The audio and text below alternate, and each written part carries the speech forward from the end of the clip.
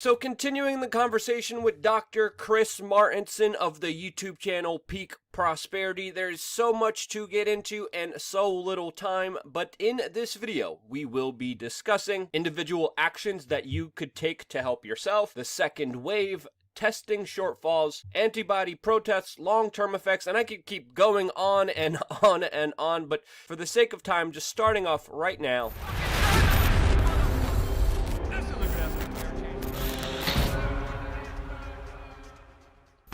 Now, if we really think about it, there's of course a lot of things that could have been done a lot better. A lot of this could have been prevented. What do you see things evolving from here? A lot of people are talking about the second wave. I think there's a lot of consideration to take in with some of these protests being blamed for that. I've been talking about that for a very long time. I think that this is going to be really a fascinating situation that's going to be unfolding soon. How do you see this second wave unfolding from here? Well, I got to be completely honest. I see a lot of these protests, and they're just completely filled with knuckleheads, and I wouldn't want to live around them. So here's how I would run a protest. If I wanted to petition my government and say the governor and say, look, we don't like you telling us what to do. We want to make our own decisions, and we'll show you that we can be trusted with this. Well, then have everybody stand 6 feet apart with a mask on, and your protest will be really effective. And I would join that particular protest. But the idea that I don't want the government telling me what to do, and I'm going to stand there and I demand the right to not only get infected, but potentially infect others, that's not where I fall in this whole thing. And you preface this very well, Luke, because we don't know what this thing does yet. So I'm a pathologist by training. My PhD is from Duke University, studied pathology. I can tell you that this particular virus, because it not only binds to the ACE2 receptor and gets into a whole bunch of tissues, right? It gets into, we've heard about the lungs, but it gets into the heart, it gets into the kidneys, it gets into the testes, right? We don't even know if this thing leads to long-term sterility in males yet at this point. We're going to have to figure that out in about a year, right? We don't know any of that stuff. We think it gets into neural tissue and all kinds of things. So we don't know that. And we don't know what happens if in a year people had this and their antibodies get low and then they get a second infection. Is that going to be worse? Because that's called antibody-dependent enhancement. It's a known pathway for SARS. This is a slightly different virus, which is SARS-CoV-2. But we don't know how bad this thing is going to be. So I don't want it, right? I just don't want it. So I want to avoid that. So I think it's my right as a citizen not to be around knuckleheads who think it's their right to pass this disease to whoever they want to. That's where I draw the line. I'm a small L libertarian in this story, plus a lot of other sort of, grab bag political sort of beliefs. But I'm really serious about this. I don't want this virus. There are people who've had it who now we think have long-term, possibly permanent lung damage, like for the rest of their lives. There's people who've come out of this with long-term, permanent kidney damage. I don't want any of that, right?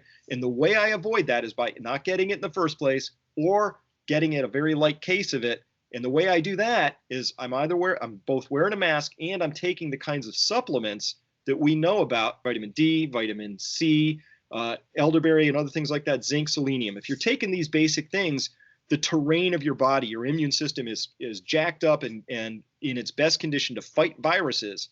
And that's something we do terribly in this country. Like, oh, you need your flu vaccine. We're going to fight the virus. We'll give you a vaccine. That's how we fight this thing. And there's like zero effort spent on, oh, by the way, the most effective way to fight a virus is for your body to fight it. Because even if we give you a vaccine, it was your body that got rid of it at the end of it all anyway. So maybe we should have your body in the best condition it can be. Here's what we know. We spend no time on that stuff. But we have got this really monstrous sick care system in this country. So I can't get behind the protesters who say our right includes standing really close together, getting each other sick. I don't have it in me to join that movement. Yeah, particularly when I talked about the protest, I talked about maybe it would be more logical to have courtesy and respect for other individuals. Maybe it's better just to go back to work if you really want to go back to work, but again, still being extremely cautious and extremely respectful of other people's space.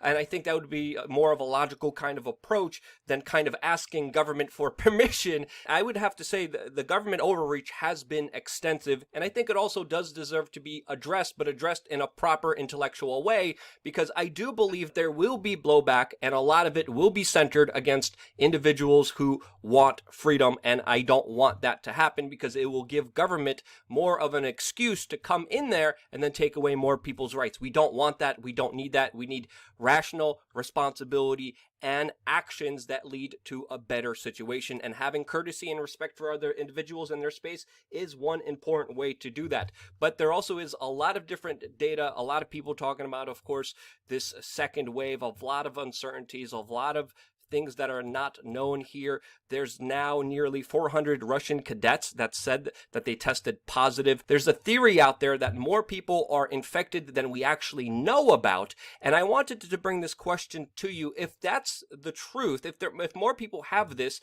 than not, what are the bigger ramifications? Is this over according to some people? I don't think it is personally myself, but what are the bigger ramifications if already enough people have this? Governor Cuomo of New York recently coming out and saying that 66% of new coronavirus patients were individuals who stayed at home. So what do you make of some of the preliminary data showing that a lot more people have this than previously believed? Unfortunately, this data is still a mess right now, and I wish we had it. It would be great if we had that data. Data is the underbelly of this whole story, and it's the United States did a terrible job. There's two kinds of testing we need to know about. First is the PCR test. That's testing for an active infection, right? So that's a polymerase chain reaction. It's looking for the RNA of the virus. You only have that in you if you have an active infection, you've got virus particles in you or the remnants of that. So there's a little window. And then after you've had the infection, if you've mounted a humoral response, antibody response in your body, you then have antibodies circulating in you, which hopefully confer lifetime immunity to that virus. That would be great. What we also don't know about is how many people have actually had this at this point in time, because first, our testing for active infections is really defective. Even in New York right now, which is kind of leading the nation in this, you go to their website and they say, hey, if you think you have coronavirus, don't even come in to get tested unless you're really bad. In fact, don't come to the hospital at all unless you really, really think you need to. And we're not going to test you unless you are really awful. So we know for a fact that there are many more people who've had this than have been tested. So the test is the bare minimum number. It's some number more than that. Is it twice as many? Is it 100 times as many? We don't actually know. So that's where the second stage of testing comes in, which is the antibody test. Now, the problem with these, and it gets all technical very quickly, you'd love it if these things were 100% accurate. 100% of the time, if you take the test, it'll tell you definitively, yes, you've had it, or no, you haven't. The problem with that is, first, not everybody develops the antibodies to this thing. So, oops, we might miss them. They might have already had it. Does that count? We don't know. Second, the tests aren't 100% accurate. They're actually way less than that. And that's a problem because you get both false positives and false negatives. And those really start to glue up the numbers. And those tests are actually really good if everybody's had it. If you have a really high prevalence of this in the population, the incidence level super high, then the tests are pretty accurate. But if very few people have had it, the math gets kind of funky. But what happens is they give wildly inaccurate readings all the time. We've had a bunch of these early tests that came out were done poorly, including the one in New York, the original one, the one in Stanford, the one in Germany. Super big what we call sample bias, which even if the test was perfectly accurate, you can still mess it up. Let's imagine that I'm only going to sample people who come to the hospital. Obviously, that's a biased sample. What you really want is you want to take a perfect cross-section of this population and test them randomly, and then you'll get a pretty good readout. They didn't do that in any of these cases yet. So we don't know. My personal guess at this point is roughly take the number of actual positive tests that we have on record and multiply it by either 10, possibly as much as 20. But I'm leaning kind of somewhere in between those two at this point. That's my best guess. And it's important to note here, if some people aren't getting antibodies to this totally puts in question vaccines. And again, vaccines here have a lot of questions surrounding them, and we don't hear anyone talking about them. And if you dare talk about this, you face a lot of pushback and censorship by, of course, the establishment and, of course, YouTube, which you've been dealing with. We've been dealing with here for a very long time. We had our channel fully demonetized a couple days ago because of, quote, harmful content. If you go back and see our coverage from January, we've been telling people to take this seriously. We've been telling people to get prepared. I've seen some of your videos, Chris. You've been doing the same thing. Your calls have been very accurate. And how is YouTube treating you? Because I see similar things that happen to you that also happen to me. Well, they haven't fully deplatformed us yet. We got demonetized right out of the gate, 100%. And as well, we saw our subscribers count skyrocket and then just flatline, and now it's wobbling. And people email us all the time and get us through Twitter and stuff, and leave comments under our YouTube channel that say they're getting unsubscribed, and they don't know why that's happening. But it happens all the time. So I remind people on every podcast now that goes out across the video channel there on YouTube. I say, remember to resubscribe, and people are like, oh my gosh, really? And so it's kind of like running through a thicket. I kind of feel like YouTube is hostile to our messaging because they're unsubscribing people. They're not actively promoting the channel. It's demonetized. So obviously we're not feeling all that helpful. And I think our seminal crime is I've been very harsh on the WHO, and I've been calling them out for being what they are, as really reprehensible, not following their own guidelines. I pulled their own pandemic guidelines on January 23rd, looked at them, and on the 24th, I said, we're at phase 4, and phase 5 is a full-blown pandemic. We reached that within a week, and it was over a month and a half later that the WHO finally declared a pandemic. And now we know, thanks to the German BND, that President Xi had called on Tedros and said, hey, please don't mention human-to-human transmission to anybody because that's a little awkward for us. And so the WHO didn't even do that. So we lost 4 to 6 weeks of absolutely critical time to get prepared for this thing because of the WHO's leadership. And I was calling them out on that. And the whole time I'm doing that, all YouTube could think to do was put the little, to get the best information, click the WHO thing down here. They were promoting the WHO the whole time. I was saying, these guys are a bunch of scumbags and they're doing awful stuff. And maybe not the whole WHO is doing that, but the leadership was awful. And I dared say that, but that was our crime, I think, Luke, is you're not allowed to think for yourself, inform your own opinion. I wasn't delivering a state-approved opinion, which is what WHO at the WHO and YouTube seem to want. If you look at what the WHO was saying, they were wrong more than they were right. They were telling people not to wear masks. They were telling people no human-to-human transition. And then we have an announcement that YouTube, Google, Facebook, even Amazon is going to be working with the WHO to fight disinformation, to fight crazy conspiracy theories. There's a lot of good information out there. There's a lot of bad information out there. But I think as adults, as responsible human beings, we could hear different ideas and then have discernment. This kind of idea that someone could decide what you can and cannot put into your ears is absolutely insane, absolutely crazy. And I think it definitely needs to be resisted. We definitely need to stick together more than ever. That's why I'm very happy